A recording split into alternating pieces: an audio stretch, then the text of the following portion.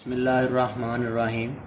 My name is Waqas Ahmed और आज हम सेकंड ईयर का फ़र्स्ट टॉपिक जो है और फर्स्ट चैप्टर जो है वो स्टार्ट करने जा रहे हैं। तो सेकंड ईयर के टॉपिक स्टार्ट करने से पहले कुछ बातें मैं आपसे शेयर करना चाहता हूँ कि सेकंड ईयर का जो सिलेबस है फ़िज़िक्स का ये फ़र्स्ट ईयर से टोटली डिफरेंट है। फ़र्स्ट ईयर की फ़िज़िक्स में चंद एक बातें हैं जो सेकंड ईयर की फ़िज़िक्स को बेस मुहैया करते हैं।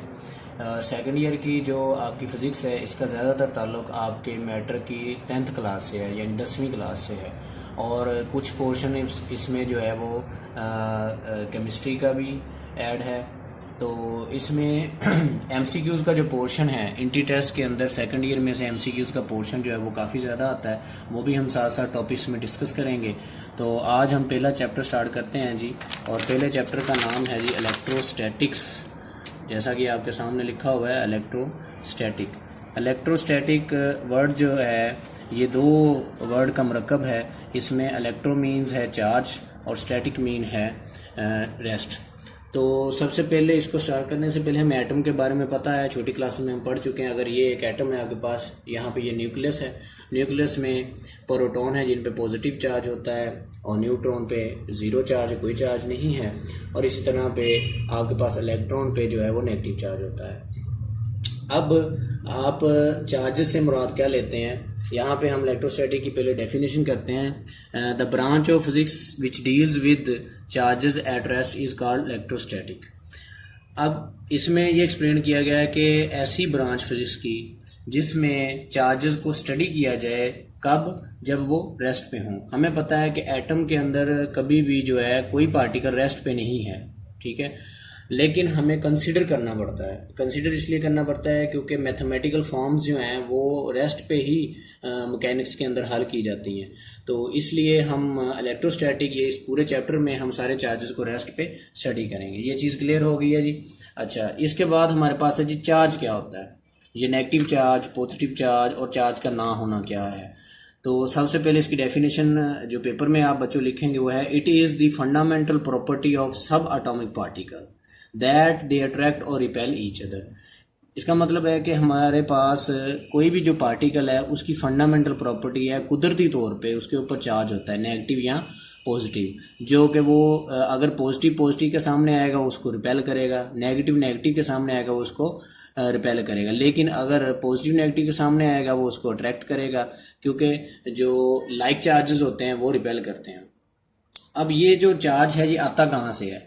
आपके फॉर एग्जांपल हमारे पास जो बेसिक पार्टिकल हैं एटम के, वो प्रोटॉन है, इलेक्ट्रॉन है और न्यूट्रॉन है।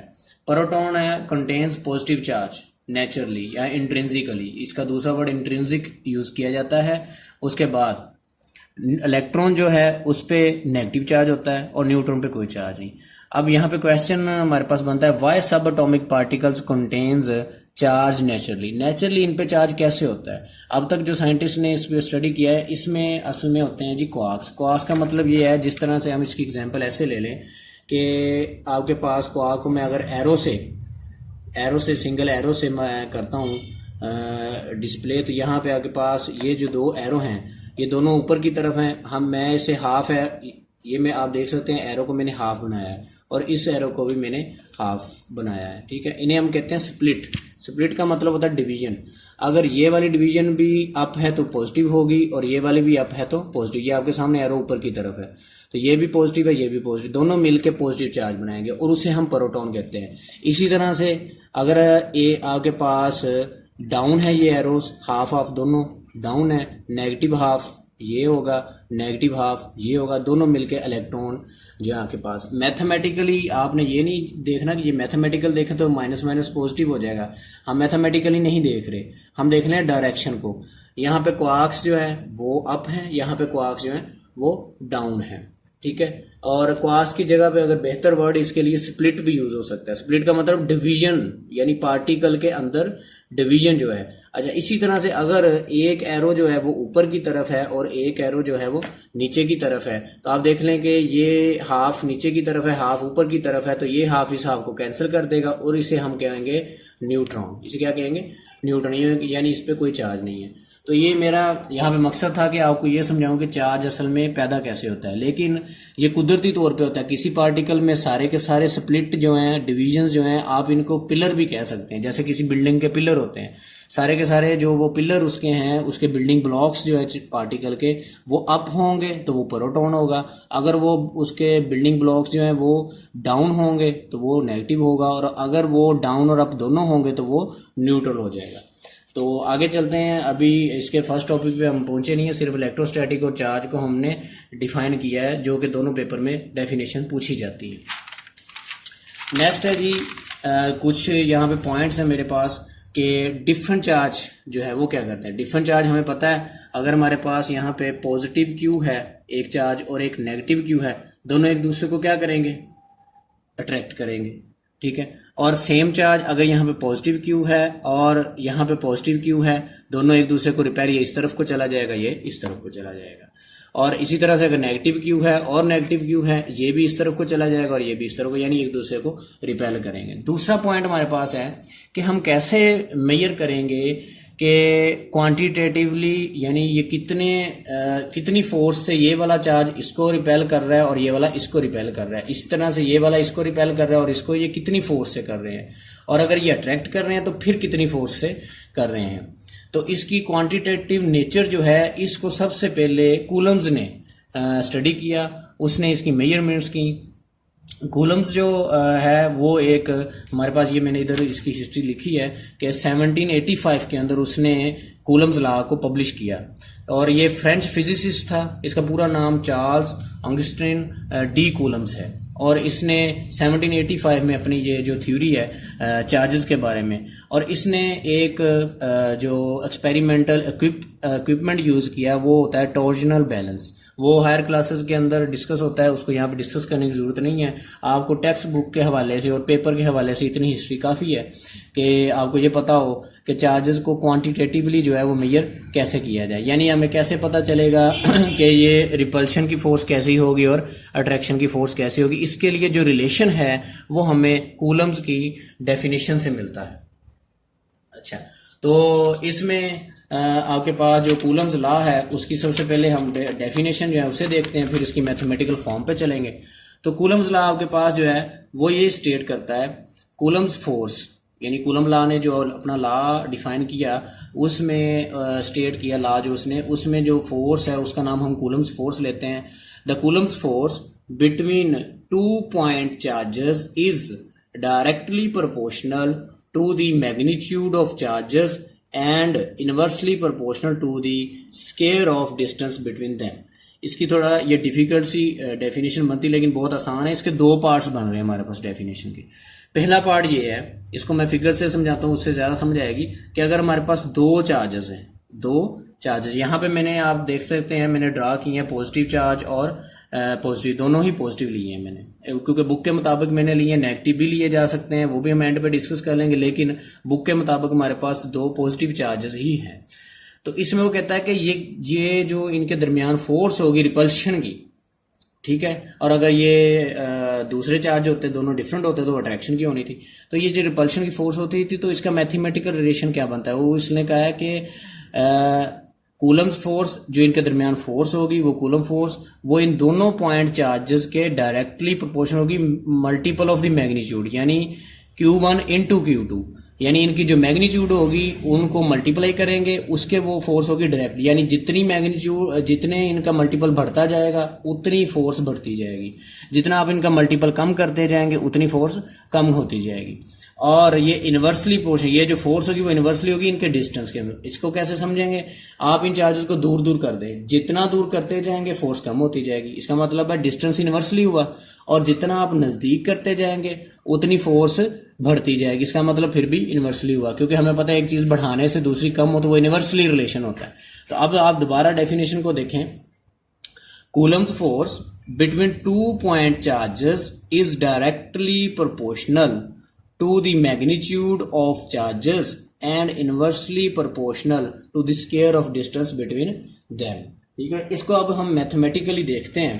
मैथमेटिकली देखने के लिए मैं आपको ये खुद मैंने पहले से यहाँ पे लिखा हुआ है, ये रिलेशन ड्राइव किया हुआ है, मैं दोबारा ड्राइव करता हूँ ताकि हमें पता चल जाए। तो डेफिनेशन का फर्स्ट जो पार्ट था, फर्स्ट पार्ट ऑफ डेफिनेशन, उसमें हमारे पास हमने कंसीडर किया हुआ है फिगर के अंदर हमने कंसीडर किया हुआ है एक चार्ज हमारे पास क्या था जी, Q1 पॉजिटिव, ठीक है, इस तरह से ड्रा करेंगे।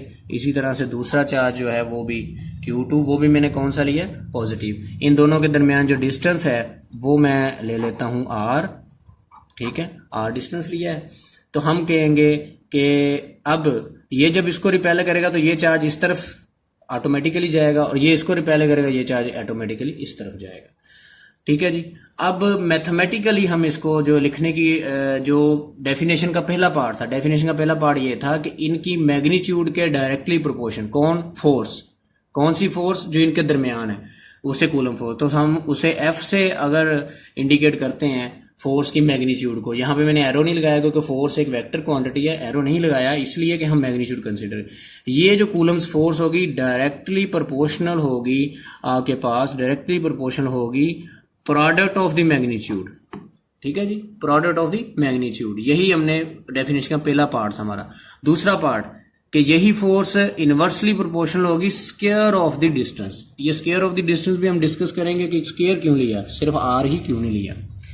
अच्छा जी, ये स्क्वायर ऑफ द डिस्टेंस। अब इन दोनों इक्वेशंस को हम करते हैं जी कंबाइन करेंगे तो ये बनेगा Q1 Q2 over R square. जाहिर सी बात है लेफ्ट साइड बराबर है तो हम लेफ्ट साइड F ही ले लेंगे। यहाँ पे Q1 Q2 ऊपर आ रहा है, ये बटे के नीचे आ रहा है, ठीक है जी। अब प्रोपोर्शनैलिटी जो सिंबल है इसे खत्म करने के लिए हमें पता है हम कोई ना कोई कांस्टेंट यूज करते हैं, तो यहाँ पे हम K कांस्टेंट यूज करेंगे जिसे हम कहते हैं कूलम्स कांस्टेंट। क्या कहते हैं जी, कूलम्स कांस्टेंट। यहाँ तक ये हमारे पास मैग्नीट्यूडिक फॉर्म आ गई है फोर्स की, मैग्नीट्यूडिक फॉर्म आ गई फोर्स। सिर्फ हमने दोनों इक्वेशंस को कंबाइन किया और प्रोपोर्शनैलिटी सिंबल को खत्म किया। अब इसकी वैल्यू है K की एक, वो भी हम अभी डिफाइन करते हैं। उससे पहले एक अहम बात ये है कि ये जो डिस्टेंस है, यहाँ पे तो R था, हमने यहाँ पे लिया है R स्क्वायर। इसे असल में कहते हैं इनवर्स स्क्वायर लॉ। इसे हम क्या कहते हैं, इनवर्स स्क्वायर लॉ। ये कोई लोग जो है वो ये कहना शुरू कर देते हैं जी R स्क्वायर इसलिए लिया है कि हमने इसके हाफ से शुरू किया। नहीं, ऐसी कोई बात नहीं है। असल में ये जो लॉ है, कूलम्स लॉ, एक्सपेरिमेंटली प्रूव है और एक्सपेरिमेंटली प्रूव जो चीजें होती हैं उन्हें एक्सपेरिमेंटली ही लिखा जाता है। वो ऐसे कि इनका जो R दरमियानी डिस्टेंस है, अगर हम इसे 1 टाइम बढ़ाएंगे तो फोर्स 2 टाइम कम हो जाएगी, ठीक है। ये स्क्वायर का ये मतलब है, क्योंकि ये एक्सपेरिमेंटली, इसलिए मैथमेटिकल में फर्क है। फिगर में एक्सपेरिमेंटली R स्क्वायर तो नहीं लिख सकते हम। R स्क्वायर का मतलब यहाँ से हर बंदा ये लेगा कि जी डबल डिस्टेंस है, ऐसा नहीं है। डिस्टेंस सिंगल टाइम अगर होगा तो फोर्स डबल टाइम कम होगी, आप डबल टाइम करेंगे फोर्स 4 टाइम कम हो जाएगी। तो इसलिए इनवर्स स्क्वायर लॉ और भी चीजों में यूज होता है, ठीक है जी। तो यहाँ पे ये एंड में भी मैं डिस्कस करूंगा इनवर्स स्क्वायर लॉ को कि R स्क्वायर जो इनवर्स स्क्वायर लॉ की वजह से है। इसका जो फिगर है उसके अंदर R ही यूज करना है और मैथमेटिकल में R स्क्वायर यूज करना है, ठीक है जी। तो इससे आगे हम, ये तो आपको रिलेशन आ गया कि हमने डेफिनेशन के मुताबिक हमारे पास अब उसी सफ़े पे चलते हैं हम कि Coulomb's force between 2 point charges is directly proportional to the magnitude of charges and inversely proportional to the square of the distance between them.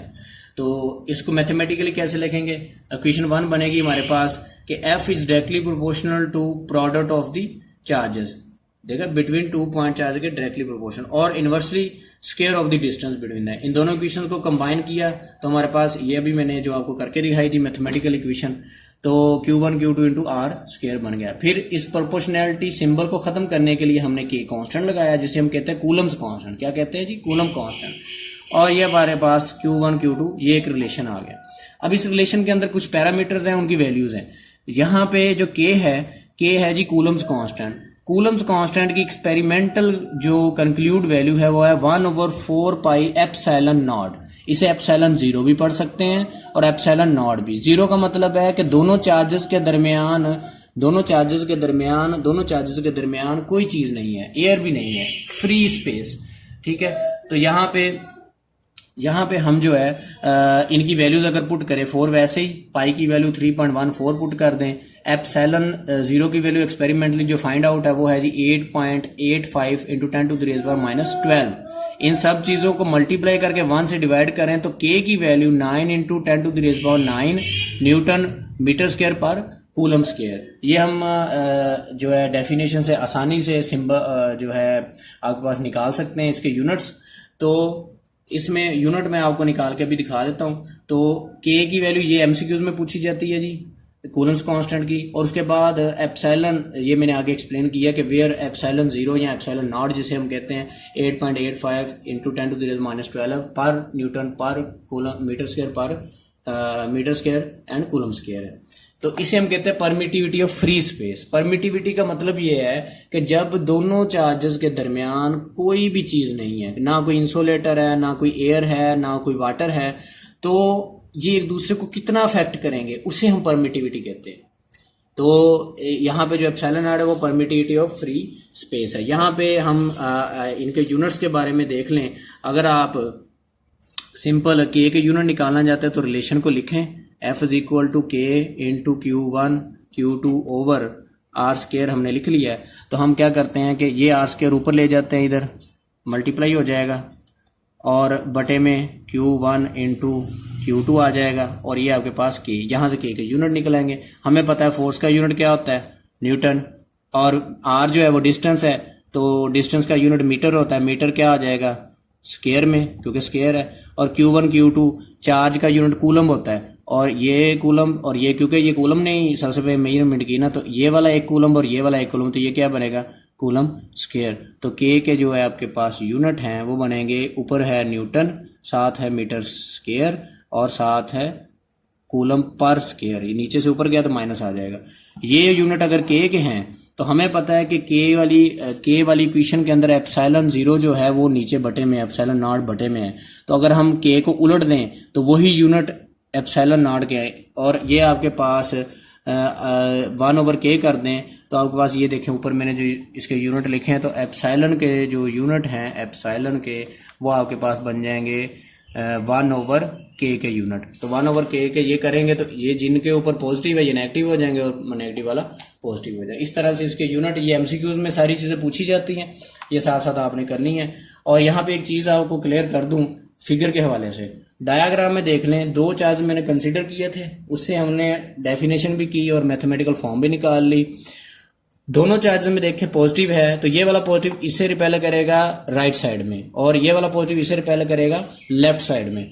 अब इनको लिखने का अंदाज होता है जो कि पेपर में आपने बच्चों लिखना है। पेपर में इसके ऊपर F लिख के 1 2 लिखा हुआ है मैंने, और इधर भी मैंने इसके ऊपर 2 1 लिखा है। तो इसको पढ़ने का अंदाज ये है कि यहाँ पे जो फोर्स है, यहाँ पे जो फोर्स है वो है 1 के ऊपर, किसकी, 2 की, 1 के ऊपर 2 की फोर्स है। और यहाँ पे आपके पास जो फोर्स है 2 के ऊपर 1 की फोर्स लग रही है, तो वो इस तरफ जा रहा है। तो इसको पढ़ेंगे ऐसे, ये मैंने नीचे नोट में लिखा है F on by. On by का मतलब ये है कि पहले आपने ऑन वाला लिखना है। ऑन का मतलब ये है, ये देखें Q1 ऑन 2, तो इसलिए मैंने 2 1 लिखा है, यानी Q1 ऑन 2, यानी 1 इस पे फोर्स लगा रहा है। तो ऑन में कौन आ रहा है, आपके पास Q2 आ रहा है, तो 2 पहले आएगा, और बाय में कौन आ रहा है, 1 आ रहा है, तो वो बाद में आएगा। इसको पढ़ने का अंदाज है फोर्स को पढ़ने का, यानी आपने Q2 की फोर्स पढ़नी है तो उसे 2 1 पढ़ोगे, और Q1 की पढ़नी है तो उसे 1 2 पढ़ोगे। मतलब ये है कि 1 के ऊपर दूसरे चार्ज की फोर्स, और इधर मतलब ये है कि 2 के ऊपर पहले चार्ज की फोर्स। ठीक है जी, ये चीज़ थोड़ी क्लियर करनी थी मैंने। आगे चल के इसकी वेक्टर फॉर्म वगैरह भी हम डिस्कस करेंगे। नेक्स्ट हमारे पास है जी यहाँ तक आपकी मैथमेटिकल फॉर्म कंप्लीट है। उसके बाद इसमें जो कांस्टेंट थे उनकी वैल्यूज़ भी हमने निकाल ली। ये सारा कुछ कंप्लीट हो चुका है, एमसीक्यूज भी इसमें कवर हो गए हैं। हाँ, अब रह गई है कि जो कूलम्स फोर्स है ये किस तरह की फोर्स है। रिपल्सिव तो अट्रैक्टिव तो है ही, लेकिन इसकी नेचर जो है वो क्या हुआ है जी, म्यूचुअल। कूलम फोर्स क्या है जी, म्यूचुअल फोर्स है। म्यूचुअल फोर्स का मतलब, म्यूचुअल का वर्ड हम पहले भी यूज़ कर चुके हैं। म्यूचुअल का मतलब ये होता है कि एक के लिहाज से दूसरे की फोर्स और दूसरे के लिहाज से पहले की फोर्स, ठीक है, जिसे हम रिलेटिव फोर्स भी कहते हैं। तो म्यूचुअल फोर्स, कूलम फोर्स क्या है, म्यूचुअल फोर्स, ये भी एमसीक्यूज है, इसे नोट कर लें, ये एमसीक्यूज है हम कि कूलम फोर्स क्या है, वो म्यूचुअल फोर्स है। ठीक है जी, इसकी एक्सप्लेनेशन करते हैं। इसकी एक्सप्लेनेशन अब यहाँ पे दोबारा मुझे वो लिखने की ज़रूरत नहीं है, अगर लिखनी है तो मैं दोबारा आपकी आसानी के लिए इसको ब्लैंक पेज पे कर देता हूँ। ये देखें, पहले मैंने आपको ये बताना है कि जो कूलम फोर्स है वो किस टाइप की फोर्स है, वो है जी म्यूचुअल फोर्स। इसकी एक्सप्लेनेशन के लिए वही फिगर हम ड्रा करते हैं कि ये Q1 चार्ज हमने ले लिया है, ठीक है, और इधर Q2 हमने चार्ज ले लिया है, ठीक है जी। और आपके पास ये इनके दरमियान डिस्टेंस वही सेम पहले वाली फिगर है, उसी को हमने यूज़ करना है। अब जब Q1 इस पे फोर्स लगाएगा तो ये किस डायरेक्शन में जाएगा जी, ये इस डायरेक्शन में जाएगा। और मैंने आपको नोट में बताया कि हमने ऑन बाय के असूल से पढ़ना है इसको। और इसी तरह से ये जो Q2 इस पे फोर्स लगाएगा तो ये इस डायरेक्शन में जाएगा।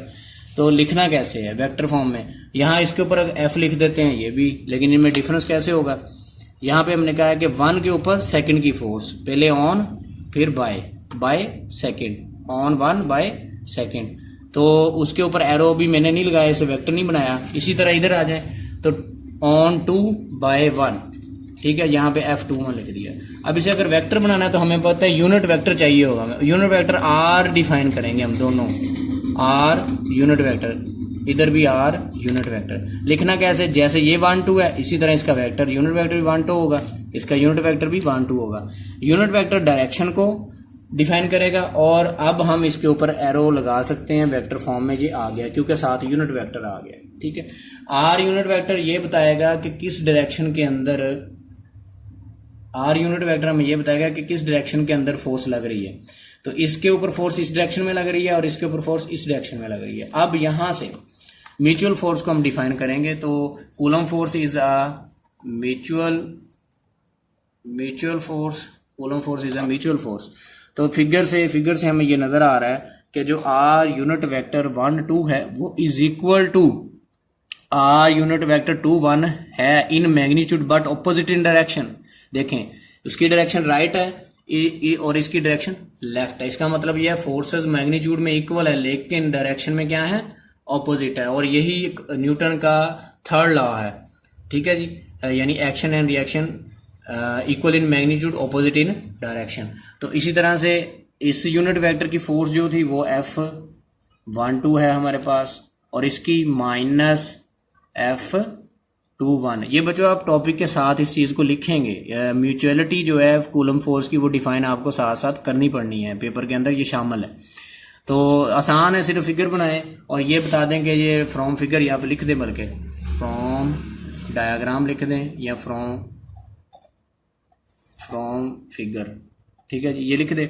अच्छा यहाँ पे ये चीज़ क्लियर होगी तो आगे चलते हैं। ये आपको रफ मैंने समझा दिया, ये टॉपिक की क्योंकि तरतीब के लिहाज से मैंने पहले से लिखा हुआ है। तो इसमें आप देख लें कि कूलम फोर्स जो है उसकी एक्सप्लेनेशन में ये फिगर वही वाली बनाई हुई है। ये चार्ज इस पे फोर्स लगा रहा है, ये इस पे फोर्स लगा रहा है, इसका यूनिट वेक्टर 1 2 है, इसका यूनिट वेक्टर 2 1 है। उसी तरह से फोर्स वेक्टर फॉर्म में, ये भी वेक्टर फॉर्म में। इधर आ जाए आपके पास जो है फ्रॉम फिगर 2, हमें पता है कि यूनिट वेक्टर इक्वल होंगे बट ऑपोजिट इन डायरेक्शन है, फोर्स इक्वल है बट ऑपोजिट इन डायरेक्शन है। अब वेक्टर फॉर्म हम फाइनली जो हमने रिलेशन पीछे कंक्लूड किया था कूलम्स लॉ का, वो हमने वेक्टर फॉर्म में लिख दिया है। F उसके ऊपर एरो हेड लगा के 1/4πε0, यानी फ्री स्पेस में हमने सबसे पहले मैथमेटिकल फॉर्म निकाली है। तो ये Q1 Q2 over R square into R unit, ये हमारे पास फाइनल रिलेशन आ गया है। अब यहाँ पे टॉपिक में एक एक्स्ट्रा चीज़ ये है कि अगर कोई हमसे ये क्वेश्चन करता है कि दोनों चार्जेस आपने फ्री स्पेस में तो डिफाइन कर दिए, अब अगर इनके दरमियान में कोई चीज़ रख दी जाए, कोई प्लास्टिक का डिब्बा रख दिया जाए, कोई वर्क रख दिया जाए, कोई और वाटर डाल दिया जाए दरमियान में चार्जेस के, तो इन पे क्या इफेक्ट होगा। तो उसे हम एक अलग से हेडिंग देंगे, इफेक्ट ऑफ मीडियम। क्या हेडिंग देंगे, इफेक्ट ऑफ मीडियम। तो यहाँ पे मैंने थोड़ी थ्योरी लिखी है, यही आप लिखेंगे और बुक में भी जितनी चीज़ें मैंने एक्सप्लेन की है बस आपने वही एक्सप्लेन करनी है पेपर के हवाले से। इसमें जी if we place any medium between the 2 point charges then we define a new parameter epsilon r known as relative permittivity। इसको समझ ले। ये देखें आपके पास ये फिगर जो बनी हुई है, अगर मैं आपके पास इनके दरमियान में कोई मीडियम प्लेस कर देता हूँ, अगर इनके दरमियान में, तो इनके लिए एक नया पैरामीटर भी आएगा, क्योंकि पहले जब मीडियम नहीं था तो यहाँ पे सिर्फ एक पैरामीटर था। इनमें जब मीडियम नहीं था तो सिर्फ एक पैरामीटर था एप्सिलॉन 0। ये पैरामीटर था और बाकी जो है वो एक्सपेरिमेंटल प्रूफ ये था जी परमिटिविटी ऑफ फ्री स्पेस। अब इसकी जगह पे एक नया पैरामीटर आ जाएगा एप्सिलॉन आर, ये जो मैंने आपके सामने ये लिखा हुआ है। अब आप कूलम फोर्स को कैसे डिफाइन करेंगे, सिर्फ आपने वही वाला रिलेशन लिखना है, सिर्फ इसमें आपने इजाफा कर देना है एप्सिलॉन आर का। किसका इजाफा कर देना है? एप्सिलॉन आर का। तो आप अगर मैथमेटिकली 1/r एप्सिलॉन आर को अलग कर दें, बाकी सारे रिलेशन को अलग कर दें, तो आपके पास ये वाला सारा रिलेशन बनता है फ्री स्पेस वाला, वही इसे हम कह देंगे एफ वैक्यूम यानी फ्री स्पेस, और 1/r एप्सिलॉन नॉट वैसे ही। अच्छा जी, यहाँ पे हमने यहाँ तक ये कर लिया है कि 1/r एप्सिलॉन आर जो है वो अलग कर दिया है, मैथमेटिकली अलग कर सके क्योंकि सारे मल्टीप्लाई हो रहे हैं, तो इस फैक्टर को अलग कर दें, ये सारी चीज़ें अलग कर दी। अब ये सारा जो फैक्टर था ये आपके पास था, जो हमने पहले से रिलेशन फाइंड आउट कर दिया फ्री स्पेस का, इसे हम वैक्यूम भी कह लेंगे, हमें पता है फ्री स्पेस वैक्यूम को कहते हैं।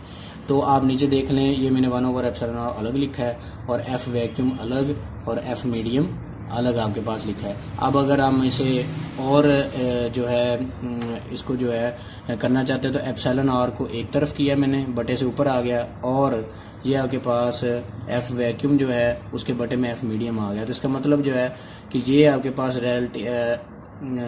एप्सिलॉन जो है ये वाला पैरामीटर ये था रिलेटिव पैरामीटर यानी रिलेटिव परमिटिविटी। तो वो रिलेटिव परमिटिविटी जो रेशो है कि जो आप एक चीज़ को अगर फाइंड आउट दो चार्जेस की क्वांटिटी जो है वो फाइंड आउट कर लें फ्री स्पेस में, तो फिर आप क्या करें उनमें कोई मीडियम रख के वो भी क्वांटिटी फाइंड आउट कर लें, तो ये कंपेयर करवा देती है जो रिलेटिव परमिटिविटी है, इसीलिए इसे रिलेटिव परमिटिविटी कहते हैं।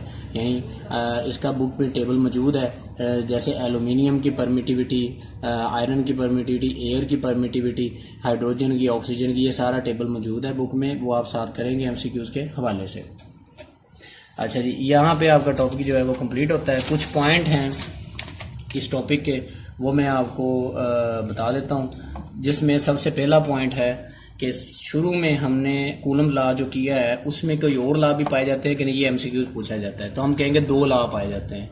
Number 1 Newton third law. कौन सा लॉ पाया जाता है? Newton third law. कैसे हमें पता चला जी न्यूटन थर्ड लॉ पाया जाता है? न्यूटन थर्ड लॉ पाया जाता है, ये कैसे पता चला? हमें पता है कि जब हम फिगर बनाई थी तो Q1 इस साइड पे था और Q2 इस साइड पे था, तो ये इसको रिपेल इधर कर रहा था और इसको इधर। आप देख लें फोर्सेस लग रही हैं, लेकिन फोर्स जो 1-2 होगी वो इक्वल इन मैग्नीट्यूड 2-1 क्योंकि बट माइनस के साथ, तो ये थर्ड लॉ ही बनता है हमारे पास। और दूसरा लॉ कौन सा है? दूसरा लॉ आपके पास है जा इनवर्स स्केयर लॉ। कौन सा बनता है? Inverse square law. Inverse square law, ये एमसीक्यूज़ के हवाले से पॉइंट है। टॉपिक हमारा पीछे मुकम्मल हो चुका है, उसमें से जो क्वेश्चन हो आप मुझे इंडिविजुअली व्हाट्सएप इनबॉक्स करें और नीचे वीडियो के कमेंट करना। तो इसमें इनवर्स स्केयर लॉ जो था वो कैसे था? हमने देखा था कि दोनों चार्जेस के दरमियान जो डिस्टेंस था, जैसे प्लस Q1 था और प्लस Q2 था, दोनों चार्जेस के दरमियान ये डिस्टेंस था, ठीक है। इसको हमने लिखा था 1/r स्केयर, 1/r स्केयर लिखा था और एफ के इन्वर्सली प्रोपोर्शनल होता था। ये जो 1/r स्केयर है ये इन्वर्स स्केयर लॉ है। इसका मतलब ये है कि अगर चार्जेस का डिस्टेंस 1 टाइम कम करेंगे फोर्स 2 टाइम कम हो जाएगी। ये एक्सपेरिमेंटली प्रूव्ड है, इसे इन्वर्स स्केयर लॉ कहते हैं। तो इसका मतलब है कि कूलम्स लॉ के अंदर 2 लॉ भी यूज हुए हैं, न्यूटन थर्ड लॉ और इन्वर्स स्केयर लॉ। अच्छा, उसके बाद दूसरा पॉइंट है जी पॉइंट चार्ज किसे कहते हैं? पॉइंट चार्ज का मतलब ये होता है कि जिसकी 0 डायमेंशन हो। क्या हो?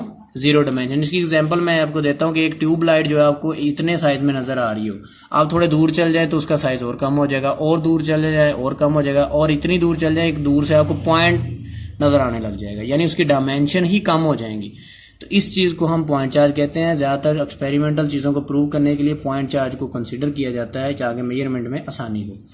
तीसरा पॉइंट है जी परमिटिविटी ऑफ फ्री स्पेस, जिसे हम एप्सिलॉन 0 भी कहते हैं या एप्सिलॉन नॉट भी कहते हैं। ये इसका मतलब है कि दोनों चार्जेस के दरमियान कोई चीज़ नहीं है, एयर भी नहीं है, वाटर कोई चीज़ नहीं है, तो तब एक चार्ज की दूसरे पे कैसी फोर्स होगी, इस चीज़ को ये परमिटिविटी ऑफ फ्री स्पेस कहते हैं। चौथी चीज़ हमारे पास आई थी रिलेटिव परमिटिविटी जो होती है वो रेशो होती है बिटवीन चार्ज वैक्यूम और मीडियम के लिए। ये हमने एंड पे निकाला भी है कि रिलेटिव परमिटिविटी कब होती है, जब दोनों चार्ज के दरमियान कोई चीज़ जो है इंसर्ट कर दी जाए, जैसे आयरन रख दिया जाए, फिर देखा जाए दोनों चार्ज एक दूसरे पे कैसा असर करते हैं। तो ये हमारा आज का टॉपिक था। इंशाल्लाह नेक्स्ट भी इसमें और भी चेंजिंग जो है वीडियोस के हवाले से पीपीटी वगैरह और कलर्ड पिक्चर्स वगैरह भी की जाएंगी। तो फ़िलहाल के लिए जो है टॉपिक उम्मीद है आपको समझ आई होगी, और अगर कोई चीज़ रह गई हो, समझ ना आई हो, वो आप क्वेश्चन नीचे वीडियो के कमेंट करना और व्हाट्सएप इनबॉक्स पे भी मुझसे पूछना। वस्सलाम।